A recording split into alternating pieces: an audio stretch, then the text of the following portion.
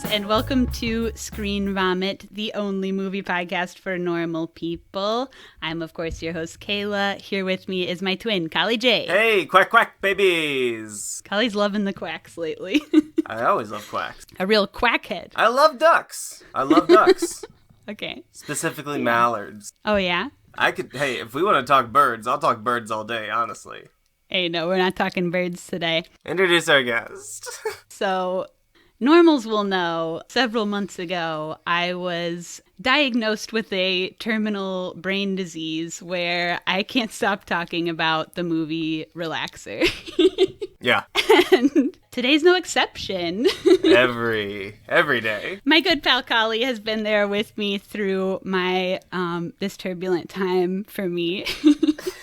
And we have with us another king related to the film. So hell yeah. We also should say related content are two recent episodes, Baby Teeth and The Love Witch, with Jackson Easinga and Joshua Burge, respectively. Also, our episode on Relaxer that we did in December. Something like that, somewhere yeah. around there. All right, so our guest today, wow, a rocker, was in the band Chance Jones with past guest Joshua Burge, just aforementioned. Another Sob Noisse boys, producer for all their movies, I think, including Relaxer. That will be Mike Saunders. Hey, hello. Thanks for having me on. That's so nice of you. I've appreciated your podcast. I love that you go deep on stuff, and so obvious that you both like really care about movies and are like cool, and so thanks so much for having me on. Wow, popping in complimenting us. I don't know what to do. Thank you. And normal in our midst. Oh. Hell yeah. No, I like the fact that you seem to get into stuff, and you'll watch like the bullshit movies and watch like awesome movies, and like I think that's cool. Just like really being into art is awesome. So that is very cool, and I mean that. Aw, fuck Thank you. Yeah. I mean, y'all too. I do love the bullshit. Wow, okay. Thrown me off, okay. Sweating. So me and Mike talked about pre-recording that we have the same birthday. Oh my god. Which, queers will know, two Aries together either means we will become best friends or arch enemies. Yeah, I don't know. So the astrology stuff, for the longest time, I just was the biggest hater on it. And then, like, all of these, I'm not trying to be like, yo, I'm so into astrology, it is so for real. But damn, some of those Aries characteristics, they really track. They fucking got me. They got me. Yeah. I found when I got more into, okay, not to totally go astrology, but when I got more into, like, the sun and the moon shit, that's when it really tracked for me. My first two are Aries. I don't remember what my third one is now, but I did look it up once, and so I'm a real Aries head. You see, I just like see a meme every now and then that's like Aries are like this, and I'm like, yeah. So that's about as deep as I've. Yeah, that is me. That's about as deep as I've gotten into astrology. Well, being in the queer community, it's like a rite of passage. Like, you kind of have to know. It's like if you don't know, you're like exiled from the community. So I have to know like a little bit. Yeah. And I'm not like that far into it. Yeah. Okay, let's get serious. Not serious. So you're also a big movie head. How did your love of cinema develop? What's your path into being into movies? As like a little kid, my brother and I watched movies together. We watched Star Wars, like great. We were big time Star Wars maniacs when we were kids, and like got the toys and like went all in, and that like carried through like our teenage years, and like still liked the toys, and we're like hyped when they were not that wonderful, but it was like so awesome when they came out in the theaters with the remake and stuff like that. So that was all really big. When I was like a little kid, we would watch like all of like the American, like Hell Yeah America stuff, like The Right Stuff and like Rocky IV and like hell yeah. It was like that type of vibe, and like that was awesome. I love those movies when I was a kid. I still they're nostalgic to me now. But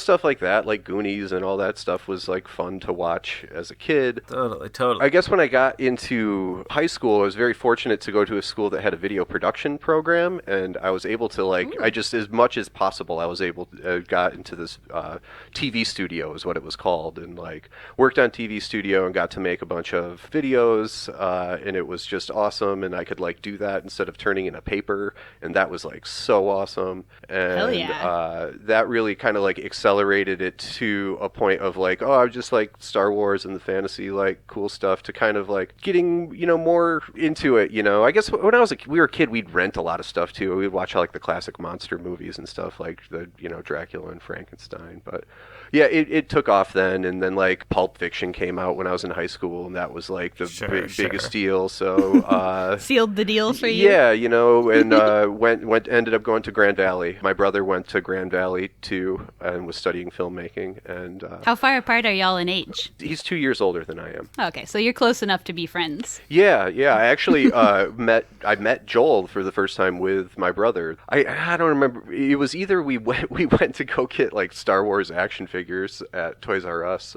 or wait, you met Joel at Toys R Us? Well, me and my brother and Joel did go to Toys R Us one time to get action figures, and there was another time they were working on a 16mm project, and I was a freshman in college, and I just wanted to see what 16mm film even looked like and what it was like to edit it and see that. Yeah. And, yeah, that was it was, I've just kind of, my brother was there at Grand Valley, and it seemed awesome to be working on movies, so went there. Yeah. Studied there. Oh, hell yeah. That rocks. So you do a lot of work or input on the sets of the Sob Noisse movies, yeah? Creating the set? Yeah, a few of them. A lot of the set stuff, Joel is very instrumental in that, and setting the vision on the set. Mm-hmm. Ape, Joel did most of the set design in Ape. Yeah. Buzzard was the thing that I did the most set design, and really kind of started going in that direction and enjoying doing that. The party zone that's my parents' basement, and right. I my parents' basement doesn't really look like that. That was kind of the start of building sets and putting together Marty's apartment. Joel did a lot of that. I helped bring in some stuff, but we weren't even at that point. It wasn't a super a proper film set where everyone has a super assigned role and that's what they're doing the whole time or something like that. But Buzzard is when that started happening, specifically with the party zone. So you have Buzzard taking place in your parents' basement and Relaxer in their garage. Yep. Do you have just the world's chillest parents, or was there some convincing involved? No, my parents are just great. They support all the stuff that I do, and my friends, they, think Joel and Josh are great, and all the whole crew, they Ashley, and they just support us. So my parents are great. Yeah. Hell yeah. Oh, hell yeah. That rocks. They were surprised at Relaxer, the size of everything. They were because Buzzard, it was Buzzard, it was 5 of us, and I screwed up the basement for a few weeks, and it wasn't they weren't even in the house when we were shooting. So that was, but we had big trucks and proper lights, and Adina Howard coming through. So it was they were a little surprised at the scale, but they were still cool with it. And you fully built a whole room, a whole apartment inside their garage. A little different.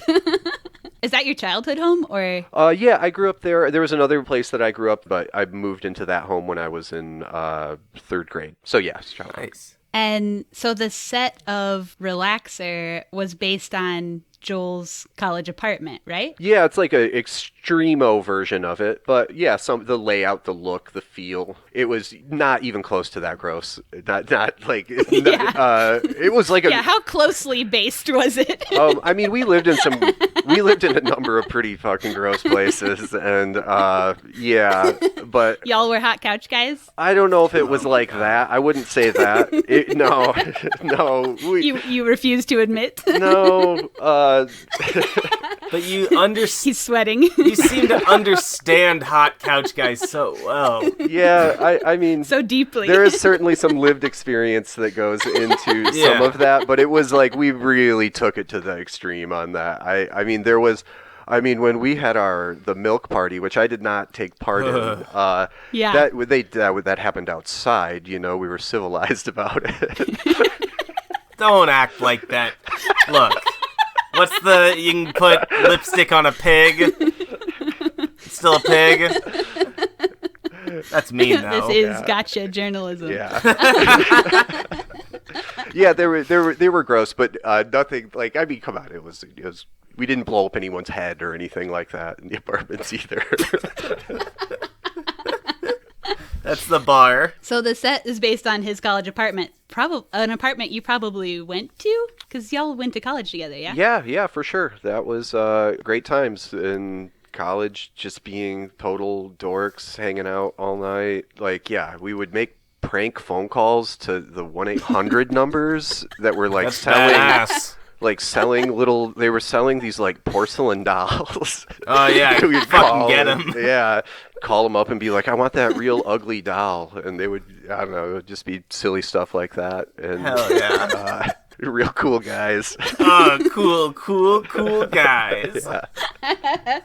Was that like Damn. fucked up for you though? Like 15 whatever years after college, being in a replica of a place that you were in college inside of your childhood home, also making a movie? I mean, there were some levels to that. I never thought of it like that because I know that we had based that room on that apartment and a lot of the aesthetic of it, but it was just such a crazy thing that was going on in Relaxer compared to it. And we were intentionally like, Cam's character was a more extreme version, you know, like we know folks like Cam, I guess, but it was more of like a kind of like a party punk rock house or something like that was more of the vibe. When we got in and started decorating it, that's how it was supposed to look, but the layout was very similar to the apartment that Joel lived in. Mm-hmm. Okay. But at the childhood home, that was weird. The first few weeks and stuff, it was just like kind of chugging along, and then it just like started really sinking in. Like, I'm at my parents' house right now, and you know, like, because it was like a huge production for my parents' house. So yeah, it did get a little just like, wow, a little bit of a trip. But all in all, the production was like great. It was like the best vibe on the set. Like the people we worked with were all cool. The other people in town who helped out on it were awesome, and it was overall just like a great vibe on that set. The set itself fucking stunk and was like, you know, long days of hard work, but it was there with like good friends working on a cool movie. And when y'all shot, you started with the like long hair deteriorated set part too. Yeah, it was mental, like how we shot it in like the worst order possible for what occurred in the movie. Like it started off head explosion, you know, okay, it's like the first days of shooting and we're going to blow up this head in this room. We did some tests so we kind of knew how it was going to go, but there was that, and then just it's like, okay, now we're winter, now it's not winter, now we've got to have the wall busted out. Cover everything in shit and now take it off. Yeah, the biggest thing was that fucking wall, like having to like re-sand and, you know, redo the wall a bunch of different times. There was a lot of just work that went into that, but it was great. It was like a lot of work and long days, but it was doing something so awesome with your buddies, so it was great. Hell yeah. Nice. That sounds so sick. I don't know if I have any more questions. What else could I possibly not know at this point? Let's just get to the movie. Yeah, we should get to the movie. You know what? Here, that's a good... I could maybe tell a story of maybe why I thought this movie might be a fun movie to watch. Well, I know why you picked this movie. You already know. Okay. Well, let him tell it. No, I want to know why. No, well, I'm sure you know why. I already watched it. Yep. All right. So, yeah, Mike picked this week's movie. That is the 2012 film Tower, directed by Kazik Radwanski. And so, Mike, tell the normals why you picked this movie and tell them why I watched it. They are the same story at some point. I picked this movie Tower because, one, I really like it, and I really like Kaz and Dan, who is one of the producers on it. They're lovely fellows who make really cool and interesting movies. This one, I thought it might be appropriate for the normals if they are into Sob Noisse because it had a huge influence on Buzzard. We had got to go to this film festival, the Locarno International Film Festival in Switzerland, and it was like this really mind-blowing experience, and we met Dan and Kaz, who were playing Tower at that film festival, and it was just this like, that was for Ape, and we were like, we did not know what we were going to and like how big of a deal it was, and it was like this cool big festival. And then we met Dan and Kaz and saw their movie and just thought it was great, thought the approach was great. The whole way that they made it and cast it and shot it, we thought was really cool. And just kind of became buddies with those guys. And Nice. so you're biased coming in. yeah, no, I love it. I wanted to pick it so people might watch it because but I think people should watch it because it's a good movie. Yeah, so we met them there and just kind of stayed in communication with them, and it was fun. It premiered at TIFF, the Toronto International Film Festival, and that's not that far from Grand Rapids. It's like a 5-hour drive, so went over to the premiere, and it was like great. They invited me to the cast after party, and it was like they were playing that song No Games that's in the movie, and they were like the whole cast was there dancing around. It was this like, whoa, I'm in Tower right now. It was so great. And so they recreated like the club scenes. Yes, and it was amazing. Hell yeah. But part of the reason that I went to that was to talk with Derek, who plays Derek in Tower, who the look of the character Derek in Buzzard is, and we were trying to cast Derek to play that role in Buzzard of Derek. He ended up not being interested in it, and it just didn't work out. He was a really nice dude. He just kind of didn't want to go that direction. But yeah, so that was very influential on, and there's a number of references in the Sob Noisse movies to Kaz and some of the stuff. There's a bunch of references to Tower throughout too. So yeah, so that's why we watched the movie. All right. Yeah. I think it's so fascinating, y'all's eye for people and for, well, everything. But so I did go down a little hole of watching things that I heard, various people, you or Joel or whoever, talking about that inspired different things in y'all's movies. Or like, for instance, I watched this because, Derek inspired Derek in Buzzard. And I watched Gimme the Loot to see Ty Hickson. And I watched Animals to see David Dastmalchian. Like, what about their performances, like, grabbed y'all's eyes and then inspired you to either grab them directly for your films or inspire a character? And I think that it's very fascinating to me because I see it when I watch the things, Anyway. That's something. Insane? No, that's something that we pay. we pay real close attention to that in the casting of the roles, and we, from the beginning we were, trying to, from the beginning when people weren't showing up on set, and it was like Clancy played Tim, the 7-Eleven clerk right now, but after that, we started just being serious about the auditioning process, and making sure we had the right people. Like Ty just sent in a killer audition, and it just like looked great and was framed great, so that's how we ended up working with him. And Joel and David had struck up a relationship at some point, I believe at South by Southwest, I think, and just he's a cool actor and a cool guy. Like, just it ended up working. Y'all got a great picker for cool guys.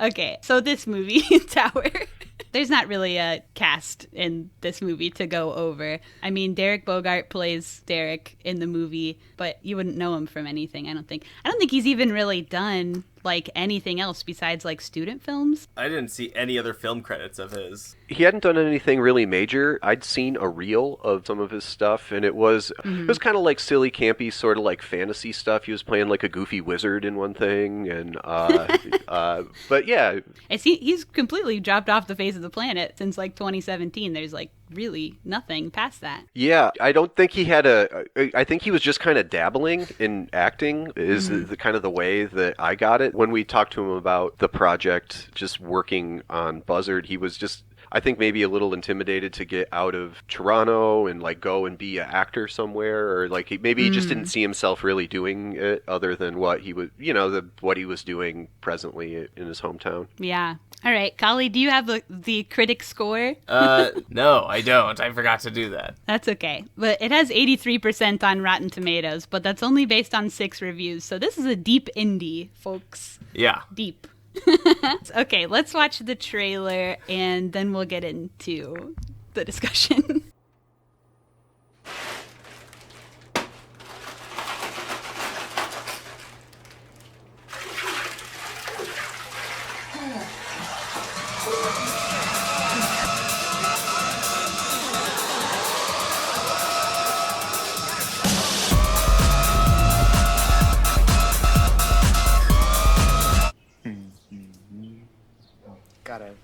little film I'm working on, but just this little green guy who likes to forage for stones. Just so happens these spheres have like a evil agenda, and they come together and they sort of form like a duplicate of the guy.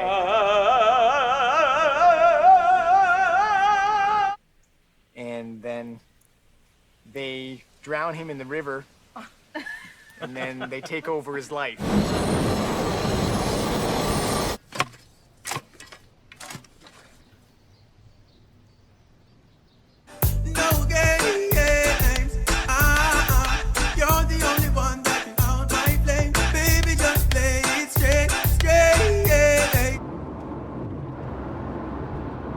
Short trailer. I like that. It keeps it nice and tight on that one. Yeah. I love that song, that No Game song. I just love hearing that in the trailer. Yeah, hell yeah. Did you have a little flashback there? Yeah. Okay, so this film, I feel like we're going to have a lot of setup on this one. It's maybe mostly setup. So this is a very unique kind of character study type film. So it's mainly revolving around this one character. And I think the style and the production are really some of the most interesting aspects of the film. I would totally agree with that. Without a doubt. So this film was shot over the course of 8 months, which seems wild. 8 months? 8 months. All right. With no script. It's all improvisation. Okay. But heavily rehearsed. And they would film the rehearsals and just... What? You said it was heavily improvised. It's all improvised. But rehearsed. Heavily rehearsed. Yeah. So it's like they just keep trying shit and refining it over and over again. Oh, okay. So they come into every scene with like a feeling they want to portray, or maybe like an action that needs to happen to move things along, and then are just like, go. Okay. And let's see what happens. So Sure. I think that's pretty fascinating. Yeah, one of the stories, I think the scene where he puts his hand on his sister-in-law or something's belly when she's pregnant. Mm-hmm. Yeah. Like, they didn't tell Derek what was going on. So his reaction, he knows he's Derek. He knows he's in a movie. You know, he knows he's this guy working on an animation and stuff. But it was like, go into this room. And he didn't know what actors were going to be in there or how to react. And I love stuff like that. I think that kind of experimentation is cool. It's very cool. I had no fucking idea. I think I would have liked the movie a lot more had I known that. Yeah. Because for a lot of this movie, I'm just saying, I don't give a fuck. I don't care. Why do I care? Ollie, don't say I don't care. No. About this care. Like, to be completely frank, I'm not trying to shit on anything. I am coming as an uninformed viewer on anything. Uh-huh. No, but really, like, it's an hour and 18 minutes of a guy just kind of going about his day-to-day life. That's it. Yeah. There's no real structure.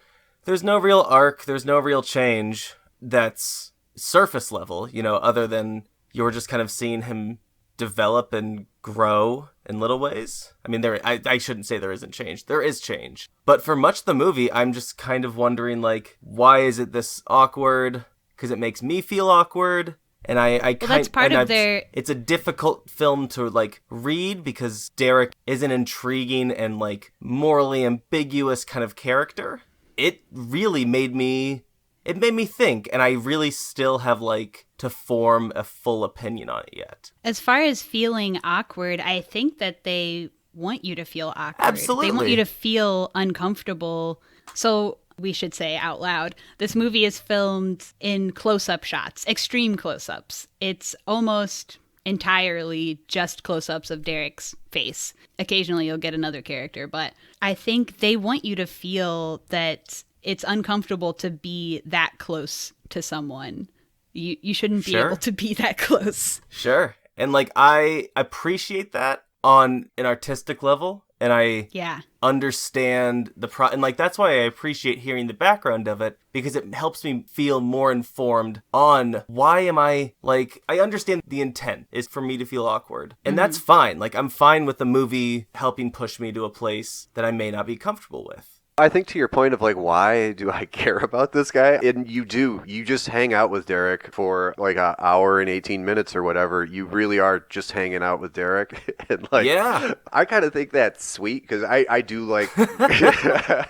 I also think it rocks. So. Hell yeah. Well, the idea that you can just like let it breathe, and it takes a little longer, I think, to digest, and you're going to bring a little bit more meaning to it. Some of the stuff that I like is there's a lot of class talk in there, like when he's like going to his job, and I like it because it's not like heavy-handed, some kind of like huge. Yeah, like, I did appreciate that. Yeah, here's the class war message, or here is this or that, but it's really showing like some bullshit labor situations, and like it's different because it's Canada, and like it's like what he goes to a doctor. I'm like that. I still I'm like, how's he have money for that? You know, but it's like. You know, the way that labor is done, and the way even it's like, oh, my uncle got me this job, but he's like kind of jealous of these other guys who don't try hard because they're rich and don't even know what they pay for on their phone plans, and like all that kind of like mundane bullshit is like so awesome to me, and that's like super perceptive. Yeah, like, that's some of the stuff that I dig about this movie. But also like not knowing, it's like, man, this guy's like a really good and intense actor. But like, without a doubt. But at the same time, like even not knowing how it was like filmed, it's like some of that was like really constructed and pulled out of him, which I think is another interesting aspect to the movie. Yeah, absolutely. Yeah, the movie is very well done. I will absolutely concede that. All other feelings or sentiments are purely the whims of a maladjusted 28-year-old lawboy. Well, I get it. That's Colin. Well, I get it though, right? Like just sitting down and taking it for what it is, though, it is like you just hung out with Derek for an hour and 18 minutes. Yeah, and I'm not gonna lie. At the end of it, I was like, God damn! If I wanted to hang out with someone who annoyed me, I'd go to work. Yeah, like. You got to say also, though, an hour and 18 minutes. Love the runtime. Love the runtime. Yeah, that's a fabulous runtime. I love that runtime. That is a respectful runtime. This movie does respect you. I feel like Derek is also like kind of like a damnable character too. Like more so. We should describe. Derek. Yeah. You've got 9 pages of notes, so let's hear your notes on Derek. I shouldn't have said it. Now I'm gonna have to live up to it. No, my note is, how would you describe this man? So, back at you. Yeah, how do we describe Derek? Oh, boy. Look. Who he is as a person is so... I mean, it's everything about this story. All this story is who he is as a person living his life. But his particular, like, personality, the way he looks, and everything are so critical to the story, I think. So I think a way of describing Derek as a character is like, I think he is totally surface level and disconnected and completely terrified to show any type of like vulnerability or to or even like almost like a person paralyzed, but also someone who's like deeply brooding and deeply being a fucking baby, you know, or like not trying to like, and being a liar and a hypocrite and a weirdo and like in casual ways that people fucking do, and you know, like in weird conversations, like so it's not like totally damnable, but like he's this character that I don't know, he won't let anyone in and he won't let anything out, and he's surrounded by people who are trying to be nice to him. It made my sympathy for him wax and wane. Mm-hmm. Like there are absolutely moments where like I kept thinking like, where does he fit? What is his situation where Derek is going to thrive and be very happy and successful? Well, I don't think you can be if you're never vulnerable, right? If you're never real. No, not even necessarily that. I just meant even more on a surface level, like, and it did connect to those class issues and labor issues that you were talking about, where I was thinking like, what is this guy gonna do for work? Because let's be honest, he's a shitty construction worker. Like his animation is subpar. Mm-hmm. It's nothing that's gonna blow anyone's mind. So where does he belong in the most compassionate view of society? it's a really perplexing question that ultimately leads, in my mind, like, not to get way political, but like to like a UBI. Like, you have to give someone like him, just let this person hang out and live and like do whatever he wants, because Will you say for the normals what UBI is? Universal basic income. There you go. Just let people like Derek live, because there are weirdos like him around, like, who live amongst us, who are just kind of weird and work, you know, they don't click in a capitalist society.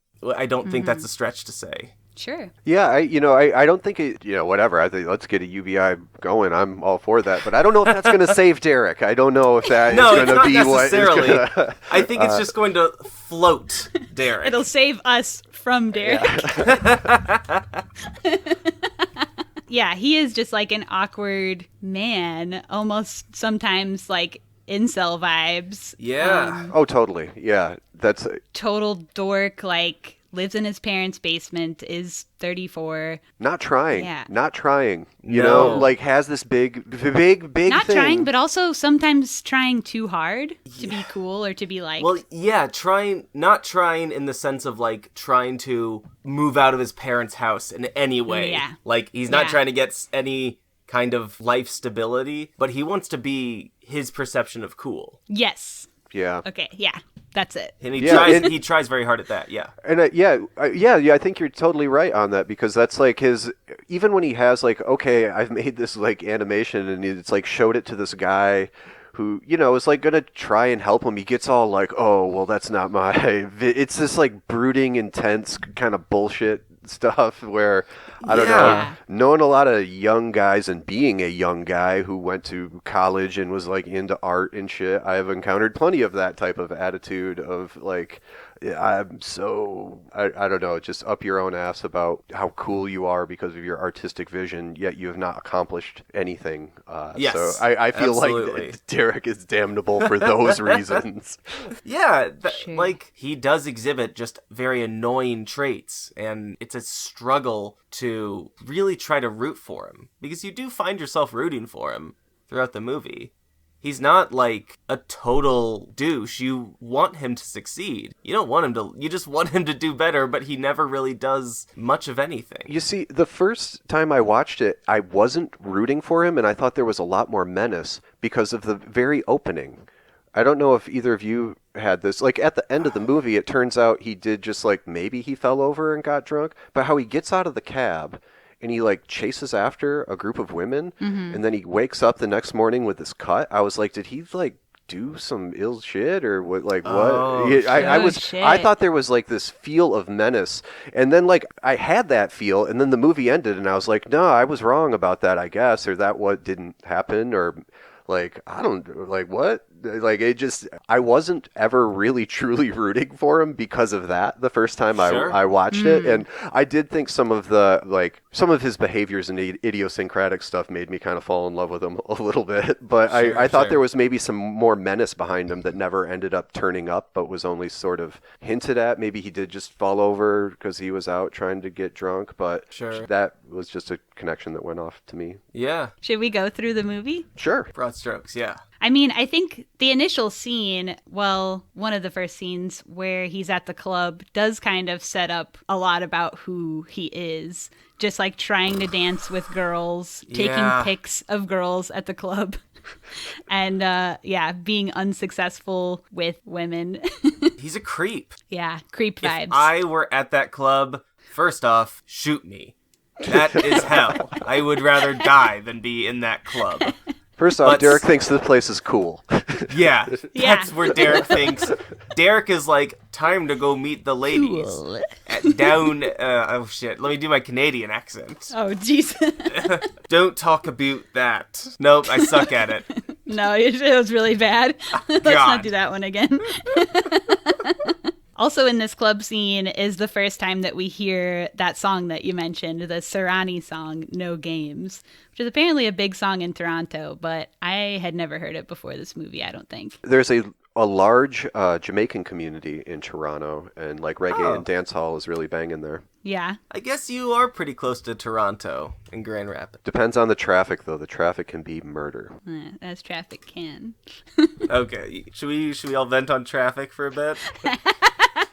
Speaking of traffic, then he gets in the cab. Yeah, there you go. Well, he like wakes up in the cab, right?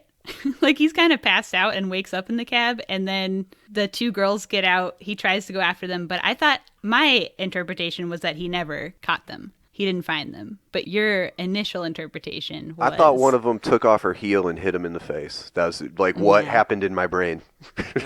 Yeah. So this man's got a wild imagination. Yeah.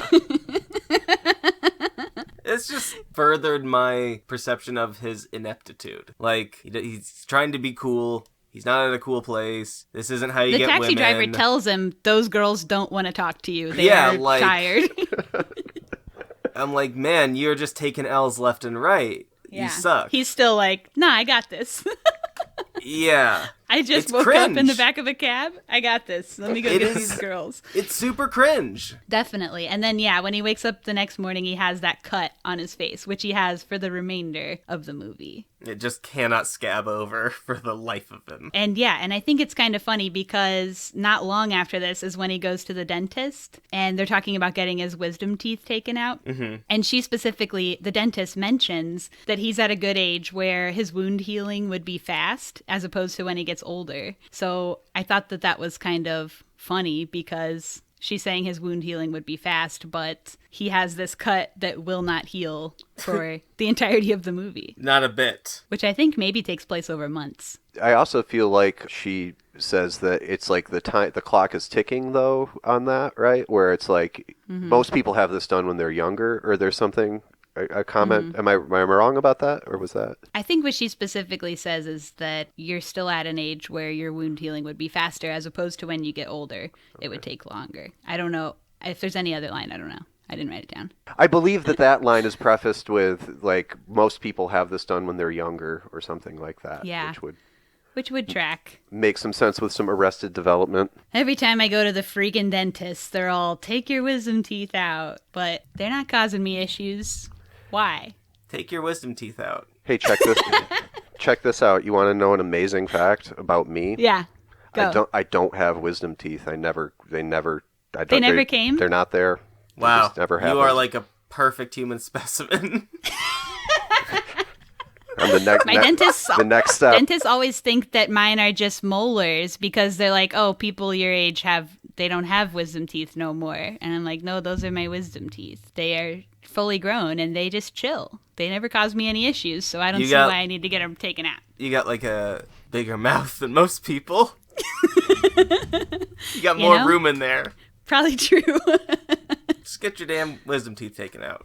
I don't see why. What is that, like a couple G's? No, I was gonna. Who has money for that? No, if they're not got giving some you other teeth that need to go first, I think. No, I'm joking. If they're not giving you any issues, don't get them taken out. Hell yeah! And now I just have extra teeth. I'm superhuman. Okay, what's next? Yeah, let's talk about his job. We did a little bit already, but he works for his uncle, who's a terrible boss who treats everyone like idiots. Yup, they suck. It sucks. Seems like a shitty job. Yeah, just picking up stuff and moving it around. Yeah. Just the way he's talking to them is like, the way the uncle boss talks to everybody is so shitty. All bosses suck. That seemed like a normal construction site operation to me. Yeah. Yeah.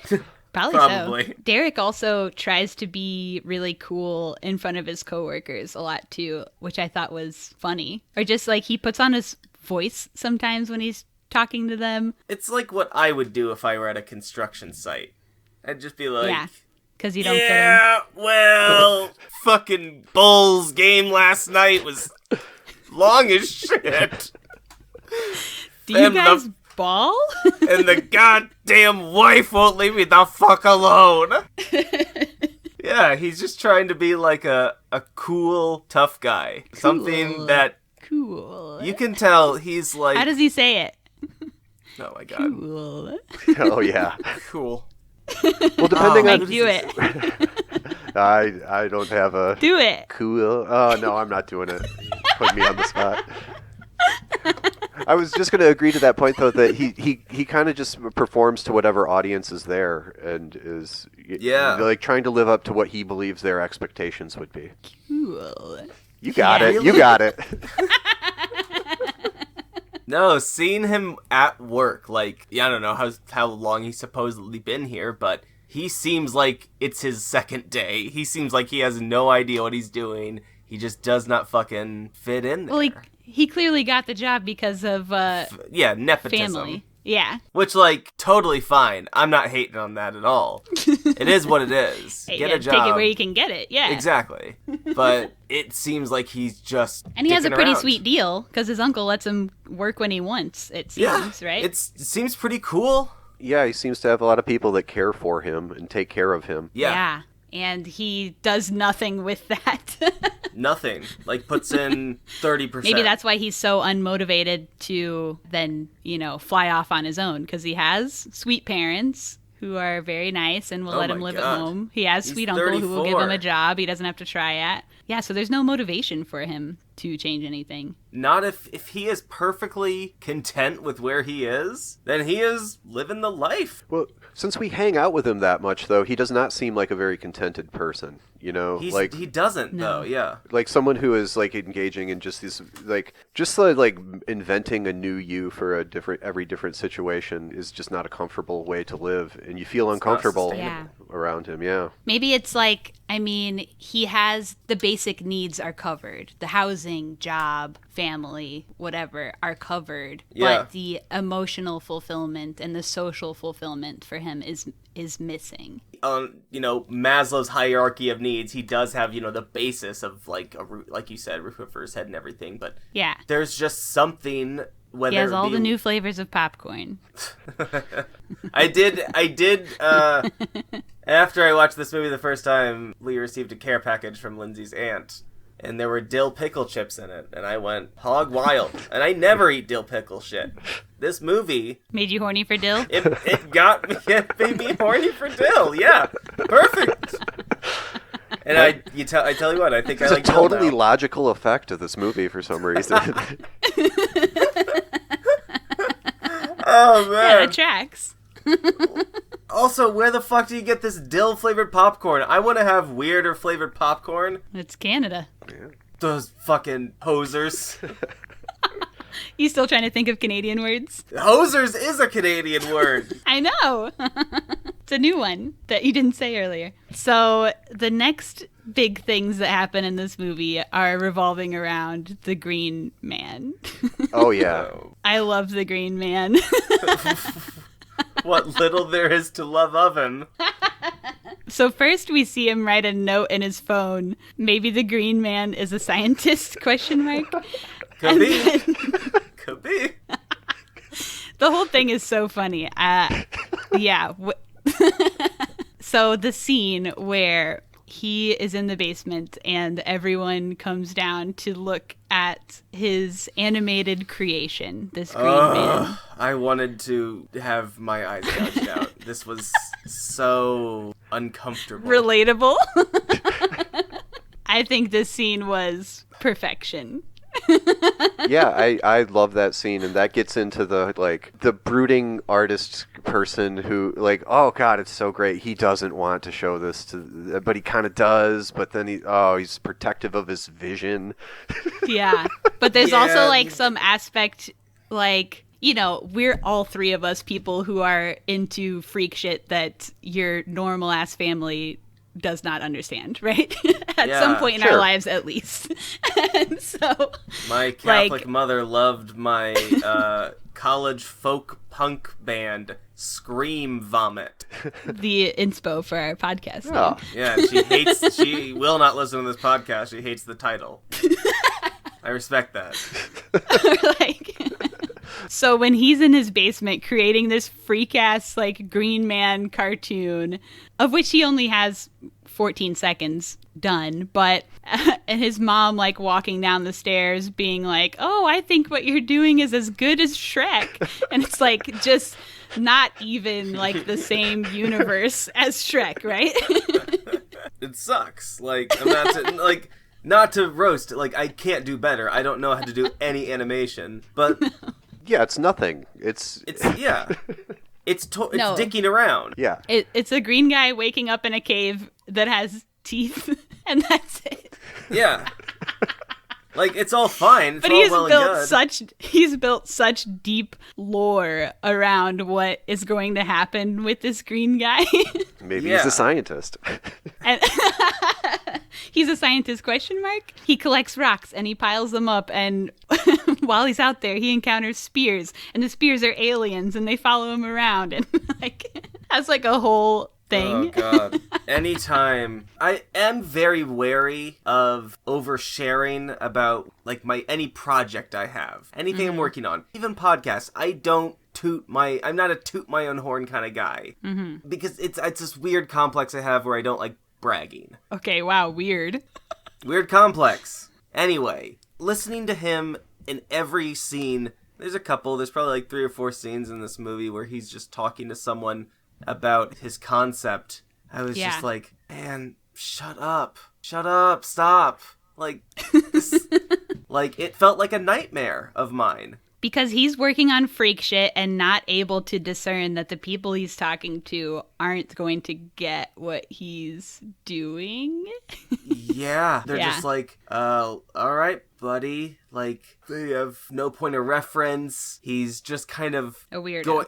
He's a weirdo. And that's fine. And every time he explains his green guy, he makes sure to say, I don't want you to think I'm some weirdo. Yeah, I feel like when he explains the green guy and when he goes into that is as close as you get to Derek showing any kind of vulnerability. And those moments are like kind of tense for that character. And I kind of feel for him in those moments. If you've ever created something and show it to somebody or talk about it, that is a challenge unto itself for creative people to even show shit. So like, absolutely. That I like that about those scenes as well. It's super relatable. Absolutely. Yeah, absolutely.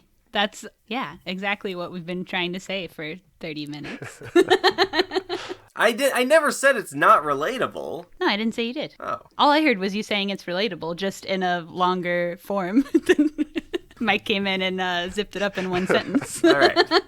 That's what I love about it, is that it is so relatable. I love that scene. I was dying laughing the first time that I watched Well, it. there's a lot of things going on in it where it's like, oh wow, we're gonna see Derek's work. Oh boy, you're gonna see it, and he prefaces it with this thing, and then it's just like, it is truly difficult for him to show this, but then it's like nothing. Then it like sucks so bad. Yeah. It's like, I don't know, like, have you ever had somebody share something with you that was like, oh man, this is terrible, and I've got to. But he's met with just the kindness of his parents and his parents' friends. But I don't know, like there's a lot going on there that I love. There's 100 layers here, and they're all perfect. Yeah. And he even has like the one, I don't know the relation, May's uncle or something, that is like, oh, I used to be a cartoonist. Like, show me what you got, and I'll send it to my cartoonist buddies or whatever. Well, the scene that comes back later when he's like talking to his parents about like, no, I don't want to call, I don't want any help, but he's gonna get all involved and it's gonna be his thing. Like, right. Just such delusional, like, dude, that like you have any opportunity to pursue your creative arts in any direction with animation, and you have a shot with this guy will open a door. Go for it, man. Just take it. Yeah. But instead he's being all pretentious about his, like, goofy-ass little guy. That he's put no effort into. There's nothing. It sucks. Oh, my God. Yeah. All of that's great. Okay. We can move on from that scene. It's one of the, I don't know, biggest and most telling scenes of the movie, I think. Absolutely. Even though it's not that long, probably. But, yeah. After this is when he gets a girlfriend. Insane. Could not believe it. I don't think it shows how they meet, right? Just suddenly they're like boinking. Yeah, I don't think it does. Yeah. Yeah. They boink twice in the movie and neither one goes well. Bad sex both times. Yeah, very awkward. Awkward, and the first time she tells him to stop. Yeah. I don't know why. Yeah. It's never discussed. The first time she's not into it. Second And then he time, bails. They don't discuss it. Yeah. They clearly never don't. discuss anything. Yeah. Yeah, he just like, I hated it. Because like, God, talk. Like, this is the time to like, what's going on? Like, salvage it, man. You're not getting a lot of this. and you're blowing your shot? Their relationship does seem kind of like maybe both of them are just so incredibly lonely that they are happy for the company and They just enjoy, like, oh yeah, not able to really connect on any level whatsoever. nothing. Well, I feel like there is an effort, but Derek will not make that any kind of effort. But I mean, like, I guess, I don't know, on both sides too, it does seem like I agree with that idea that it's someone to be with, so okay. Yeah, she's maybe like a little more awkward about it. But the thing is, I just feel like Derek should be like, "Yep, great, I've got someone to be with." He should Exactly. like He should be thankful. she's yeah. nice. She's nice. Yeah. Everyone's nice. Yeah. And the first time that they do bang, it seems like he's gonna bail on her like forever, like a one and done scenario. I was so frustrated with him. He leaves while she's asleep and just sends her a text like, "Was nice meeting you," and it seemed like he wasn't going to go further than that until he looked at her Facebook photos or whatever and was like, maybe I guess, she's good enough, and sets up a second date with her. I thought that with the second date, is that with the couple, with the other couple, where we get the story about the BBQ. Yeah. Again, people who are trying to be nice and interested in him, and he wants to play the brooding artist role there. Yeah. Yeah, and again, I don't want you to think I'm a weirdo, but here's the story of my green guy. Oh man, you don't even have a name for him. People you just met, too. That you're maybe... I mean, if he wants to date this girl, then he should have some concern with, like, impressing her friends. Right? But he pops out the door with the green guy. It feels like it's the story of, like, someone who is just incapable of... Or the effort switch is jammed on him. It's frustrating. Yeah. Oh, and when he's driving on the way to the BBQ date, we get a glimpse of the titular tower through his car window, the CN Tower in Toronto. Oh, okay. So From what I understand, it doesn't have that great of significance to the name. It just happened to be in there, from what I understand. how I heard them explain it was that's part of it, that there is this big tower in their city. Okay, cool, nod. Mm-hmm. But also that it's kind of funny how, like, when you think of a tower, it's a big, like, leering over other things, right? It's big and powerful, and Derek is kind of the opposite of that. That's really it. Sure. It's kind of a juxtaposition there. But ultimately, does it have, like, that much meaning? I don't know. Probably not. They didn't put a lot of effort into naming anything in the film, right? All the characters are named after the actors. They don't have, created names. Have you ever heard of Hell Comes to Frogtown? No. I'm not familiar with Hell Comes to Frogtown. With Roddy What is it? Piper. It's this nutso, sci-fi, terrible, bad B-horror-ish 80s movie. Sounds great. It's very fucking... I absolutely go watch it. But this director was a real fucking weirdo guy. Donald Jackson or something.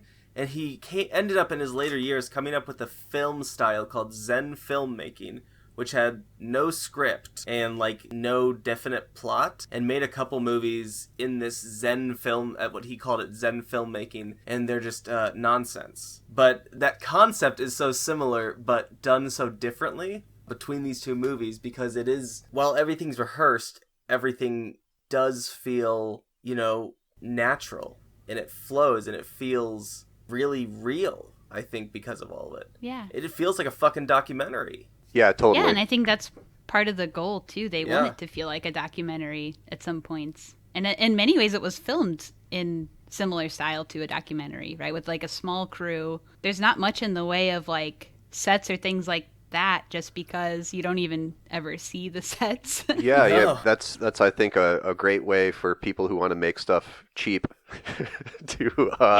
like that's one thing that I love, is that it's like literally economical filmmaking, where you can just shoot on the streets, you can shoot all sorts of different places if you're just using a 50 millimeter lens pushed in really close on some hands or faces. That's awesome. If you don't have a lot of money and you can make beautiful images, use that technique. Hell yeah. Yeah. That rules. And they've got non-union actors, so they don't have to pay primo. They said 3 to 5 people in their crew at any time. So very small crew. That's the way to do it. So soon after or around the BBQ date is when he comes home and finds trash everywhere. And at that time is kind of when his passion switches to a new thing, I think, right? Because he's like obsessed with the animation before then. And once we get the trash, we switch gears to raccoons being the thing. Kinda. A little bit. Yeah. Yeah, but not for like the rest of the movie. The raccoon in the house is literally the end of the movie. Even though it's the end, there's a lot more shit. It's not like it's just raccoon. It's not like it's... I mean, other stuff is happening. Yes. Just like as far as what is his brain focused on achieving. At first, his brain is focused on achieving his animation. And at this point, it switches to achieving capturing these raccoons. Okay, yeah. Agreed. Yeah? Yeah. Yeah, he kind of goes through the same sets of stuff. He still goes to work. Mm-hmm. Get a great scene of him dancing around his basement room, rocking out to the one jam. Yep. Yeah. To the No Game song. I really liked that. And he has the hoodie where the hood zips all the way to the top. Just an incredible costume choice. He's just trying to be cool. And I'm just like, man, just shave your fucking head. Just get rid of the hair. Alright? Stupidest fucking... people with hair are morons. I feel you. Yeah. We got a bald king on. Yeah. You understand. I'm also half bald king. Okay. Hey, it counts. No, you're not in the bald community. It counts. Yeah, I don't know. You choose to do that for style and effect. This is the cross we bear. How do you think Derek would look, though, totally bald? Better. He would look... I don't know, look man. like the fucking... You guys know that Onion article? It's like the worst person made a good point. Yeah, you just tagged me on it last week. Yeah, you know that guy's face? That's what it looks like. I just have the face fucking memorized. I don't know I think it's kind of brave to rock a horseshoe. Nobody rocks a horseshoe anymore. Anyone can rock whatever they want as long as they feel like comfortable in how they look. But I do think that this is not a like beautiful hairdo that Derek has. Not helping him. It is not helping him in any way. Yeah. Did y'all ever try and grow out a horseshoe? Or did you see baldness was coming and you just ripped it off? Took the plunge, baby. I did for a while have like the back part of a mohawk for some time, but because I could not have the rest of it. It was just like a strip in the back for some time. But then I cut that off. Oh, you should have just grown a rat tail. Maybe one of these That'd days. be a great look. Yeah. There's still time. Collie, you could do it too. I've been trying to get Collie to do bald on top ponytail, where you grow the rest long and then you can make a ponytail. You don't have to fucking take care of the goddamn hair. That's giving me a chore, what you're asking me to do. Well, you got to shave every week now. What's the difference? There's effort either way. What I do is pleasant. I enjoy the exfoliating of my scalp. Yeah, I just got a Harry's razor. It's one of those like 5-bladers. Yeah. Oh, that's like those work great. It's like driving a Cadillac or something. Like was. It's great. Colin, tell him about your razor. Oh, I got a great razor, but I got to shit on Harry's for a second. Uh-oh. Oh. They are not a friend to the bald community.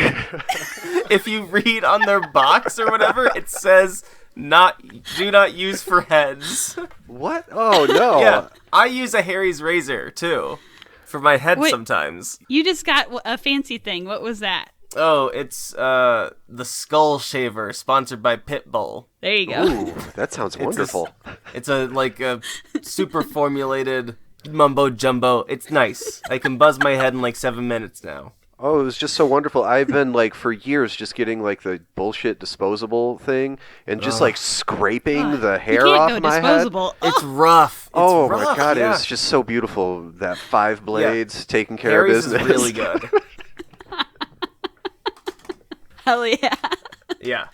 You can't go disposable. Oh my god. Bad for you. Well, Yeah. I'm Illegal, going I to think. turn 42 on April 6th, and I've decided to treat myself to a 5-blade razor in my middle age. Hell yeah. I hope you treat yourself to something nicer. Next step, you'll be getting the pit bull razor. I'm intrigued. There you go.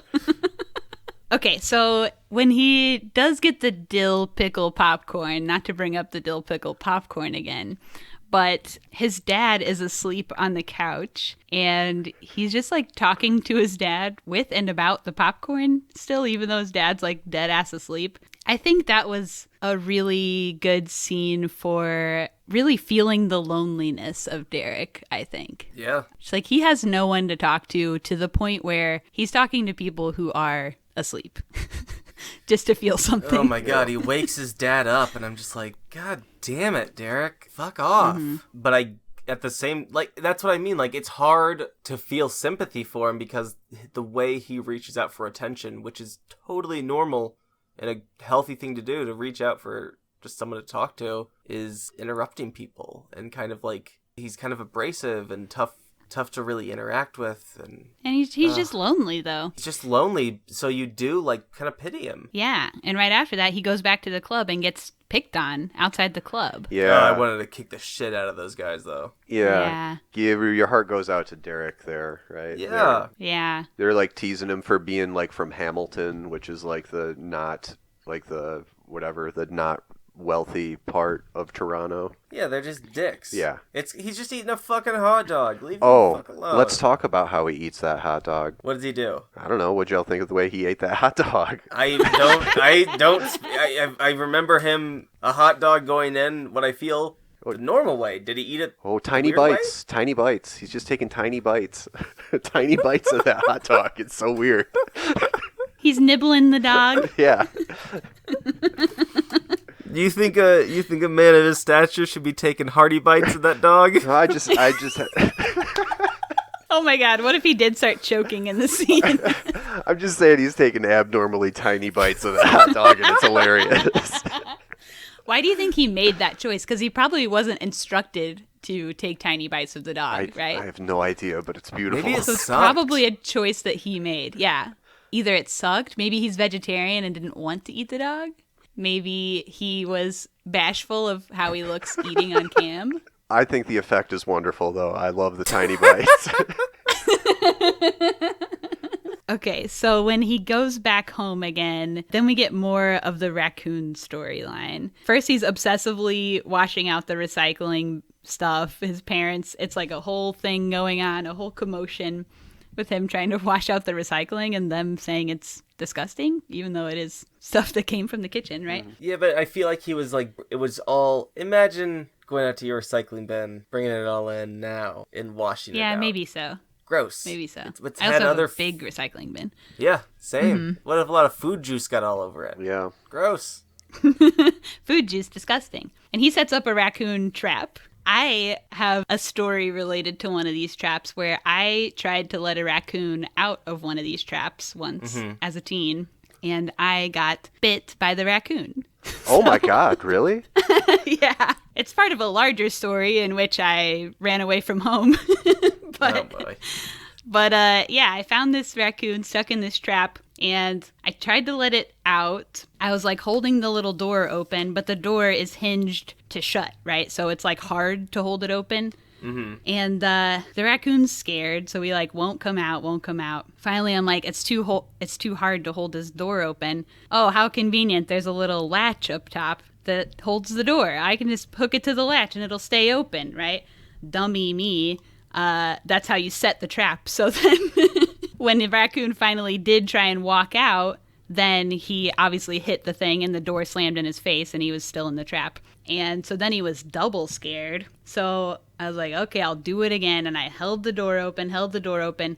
He's not coming. So I do the little stick my fingers out like thing. Mm-hmm. And he surely bit my fingers. Oh, man.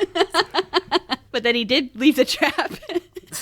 And because I was in a period of time where I had run away from home, I did not get rabies shots for like a week or so after that. God damn. But you had to get those rabies shots in the stomach? I did. Well, they don't do them in the stomach anymore. They do, it's like, I forget how many, like 7 or 11 shots, but it's like over time. There's like a whole schedule. It's like you have to get like 3 in 1 week and then 2 in 1 day and then, I don't know, whatever. It's like a whole thing. But I had to get a whole bunch of shots over like a period of time. And after that, I wasn't afraid of getting shots anymore. Yeah. So. Oh, good. But yeah, I got bit by that raccoon. So Well, there's my don't story. fuck with raccoons. Me and raccoons are enemies because I later What? had a I house. love raccoons. I later had a house that was infested with raccoons, Good for them. and they destroyed so much of my things. They got into my attic. My landlord, fucking landlords, right? Fucking landlords. They like wouldn't come and get them, and then they finally sent a guy. They pulled 6 raccoons out and then stopped coming. So then the raccoons just lived there in my attic, which was the way my house was. The bedroom and the attic were the same story. It was just like split in half. So like they're tossing around stuff on the other side of the wall to like where my bed is, right? Aww. At all hours, destroyed all my Christmas ornaments, like family heirloom Aw. shit. That sucks. Any kind of attic stuff that I had, all covered in shit and piss and Ugh. chewed up to smithereens. So couldn't save any of it. Raccoons. Don't recommend. Yeah, just leave them be. No, get them the fuck out of here. We invaded their territory. Yeah, I'm with you on that. Oh, geez. We need to be the ones to get the fuck out of the raccoons' ways. We need agree. raccoon reparations. That's Wow. seriously. There's a bunch of deer that live in my neighborhood, and we see the deer all the time. And I seriously do dream of a day where it's like, oh, we can't have the cars anymore because it gets in the way of the deer. That would just be so. be very Oh, cool. that's where I want to live. Is that Yeah. place? Absolutely. I do feel bad for animals when it comes to roads because they don't know, Yeah. but they can get the fuck out of my trash. No, that's on you. That's on you. You got to take some advice from Derek and wash your recycling. Wash your I recycling. do wash my recycling. Maybe get a latch. I gotta have less tasty trash. Yeah, how you throwing away food? Maybe. Okay, done with raccoons. Moving on. So Derek has dinner with his brother. They talk about the ice baths Oh, that yeah. he's been taking. Do you think, okay, so he explains that he's been taking ice baths because your body wants to be at a certain core temperature and being cold causes you to burn calories. Therefore, in his mind, you just sit there and burn fat because you're cold. So, do you think he's telling his brother about this because his brother is overweight? Well, he's doing it. We see him do it. We do see him do it. Yes, and But it's, yeah. it's yes, like not necessarily because his brother's fat. It's more because like here's what I've been up to, but also like if you wanted to do it, wink, wink, nudge, nudge. Yeah. Yeah, I guess Maybe. that might be there. When I saw that, I didn't. I just kind of thought that was like a pretty like obvious sort of metaphor for someone who has like isolated themselves and gone into Isolated. coldness and like I that's sort of like alone in a bathroom in cold ice. It's like, my God, how much more separated from people can you be? Is sort of the way that I took that. But also, it could be his intent in that scene. Yeah. What a little freak taking his ice baths. Do you know about Wim Hof? What's Wim Hof? What the fuck is Wim Hof? It's Wim Hof. Wim Hof is a man who is he lives in the Netherlands and he swims underwater and does shit like ice bathing, and he has this breathing technique. And I'm being Derek right now, basically explaining No, Wim I'm Hof interested breathing in this. technique and how it actually has been proven by go scientists to help your health. Oh, It has. Wait, is this the same thing as mewing? I don't know what's mewing. I just listened to a podcast about this the other day. I think it's probably not the same because mewing is fake science, but it's like that you're supposed to rest your mouth like with your tongue in the roof of your mouth because it helps your teeth develop in a certain way that makes you breathe out of your nose instead of your mouth, and breathing out of your nose is healthier or something. I don't know. It might. It's a whole thing. It may be along that lines because it's a breathing Yeah. technique that you do where you like hyperventilate yourself and then hold your breath, and then you can be like invulnerable to extreme cold. But it is major. It's interesting. And this dude, Wim Hof, like, you can watch all these videos of him, like, running in the Arctic Circle with no shoes or shirt on. And, yeah. And how many of these have you watched? I got it. I watched, like, at this... let me think. Last year, I watched maybe, like, 5 or 6 videos of Wim Hof and was interested in it. But, yeah. Are you going to try? I have tried. I held my breath. You have? Yeah, I didn't do the extreme cold thing just because I didn't want to. It seems like it sucks. Yeah, exactly. Okay, so you mean chicken? Okay. Well, yeah, because I'm a big Yes. chicken. We got a big chicken on for a guest. But I did do the breathing technique, and I held my breath for 3 minutes straight. Like, I timed Whoa. it. And I'm not like some Whoa. like Superman or like some breath holding guy. I'm not like going to breath holding events modest. who have done. I just tried the thing. You breathe all crazy like you're freaking out, hyperventilating, and then hold your breath. And I was able to hold my breath for 3 minutes. So That rules. yeah. So that is my conversation. That is like some shit Derek would tell people that is just We've all weird. got it. No, we love it. Yeah. Anyway. What was the guy's name? Wim Hof? Wim, like win, but with an M, and then Hof, Hof, I think. Maybe Okay. 2 Fs. Interesting. Yeah. Hell yeah. Check it out. Check it out when you're doing your ice bath after watching Tower.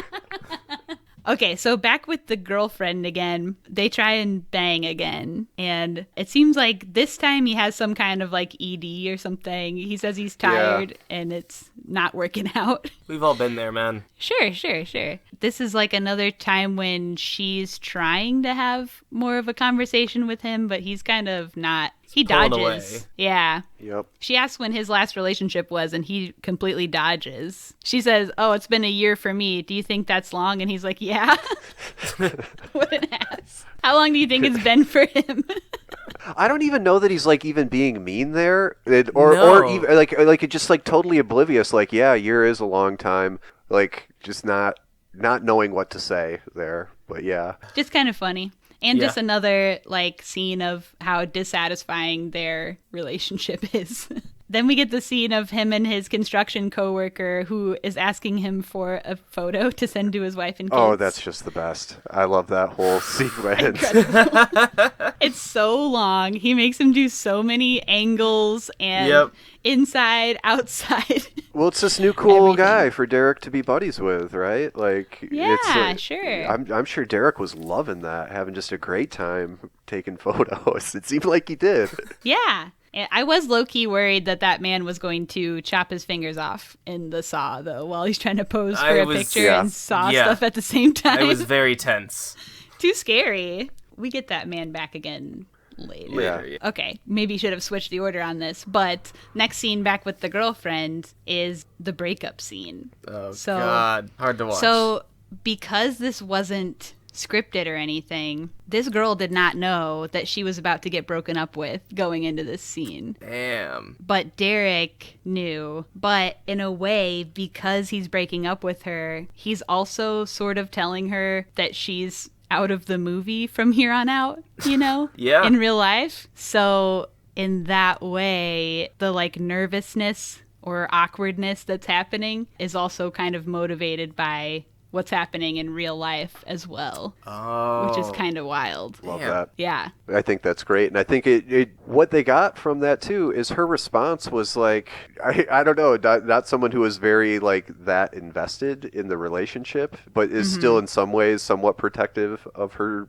own emotions or maybe sadness a little bit there. I don't know if that was the intent. It's hard to say if you shoot a movie for 8 months what you're hoping to get out of improvised scenes, but I think it comes off like she just wants to whatever smoke a joint and like whatever fucking okay, Yeah. Derek, later.